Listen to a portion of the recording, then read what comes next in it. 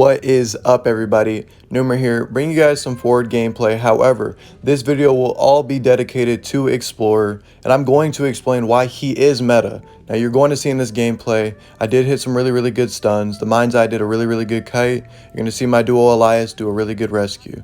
But before we get into this video, I'm going to be talking about everything coming to his traits, why he's so effective in tournament gameplay with 4-man VC, even ranked, etc. Now, starting off, let's look at his first trait called Fantasy. This is pretty much where he carries around a novel. We all know about it, which is mainly his trait, just like Merc's elbow pads, Priest's portals, etc. Now, there's 3 burial spots for what they like to call password pages. Now, each one of those you can dig up, and it's about 50% of a cipher, and obviously 2 of them equals a cipher. Now, keep this in mind, you can only hold 2 pages at once, and it takes around 20 seconds to dig them up. It used to be around 30 seconds, but they changed it to 25, and now it's 20. Now, another thing that you can notice in this first trait is when you are transformed into being small, he can see where the direction of the hunter is coming from, and he can see the radius of how far he is. Now, why the first trait can be so effective is 1, Cipher Rush. He's obviously a decoding character, and with those pages, he can finish up to 1.5 ciphers just alone with the pages. And another thing that I like to notice is when he is small, he can find where the hunter is, and he can know where to hide for future reference. Moving on to his second trait called Explore. Pretty much this is where your trail disappears 1 second faster, which will tie into the builds I will be talking about later in this video. And another thing with this trait is when you vault obstacles, it will not alert the hunter. Now, when not alerting the hunter, how this is so helpful and can come in clutch, especially in tournament gameplay or even just ranked. You notice how a lot of mind games start off with you vaulting somewhere or not vaulting, the hunter won't know.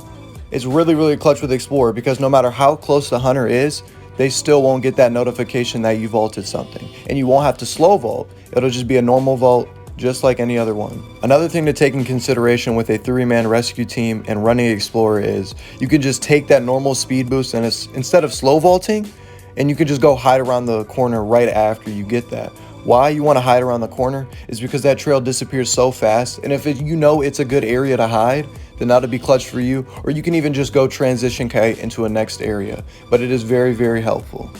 Now, we will be moving on to the third trait, which is called Curiosity, which is technically his bad trait, but honestly it's not even that bad since hitting calibrations is so easy to begin with. However, I will be reading the trait to you, so pretty much the chance of triggering a calibration is increased by 30% and the scope of success is decreased by 30%.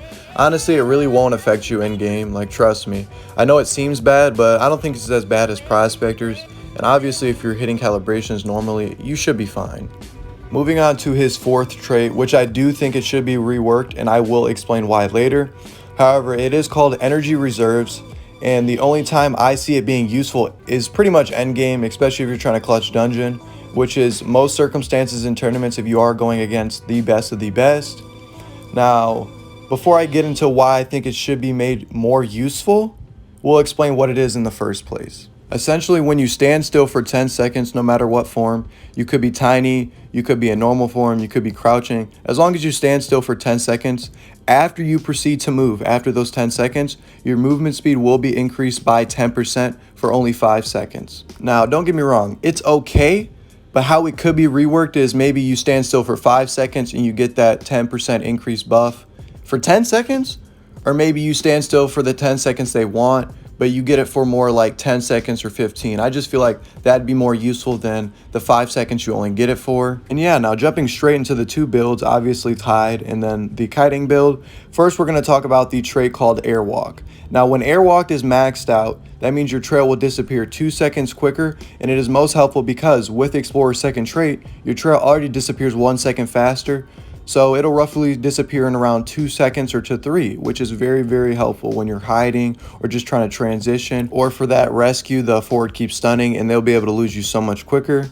Now, we'll be showing you guys the Tide build and the kiting build. And other than that, I hope this will wrap up why Explorer is becoming meta in ranked matches, or you could see him in tournament gameplay. I hope you all enjoyed this video. I'm Numer, and I'm out.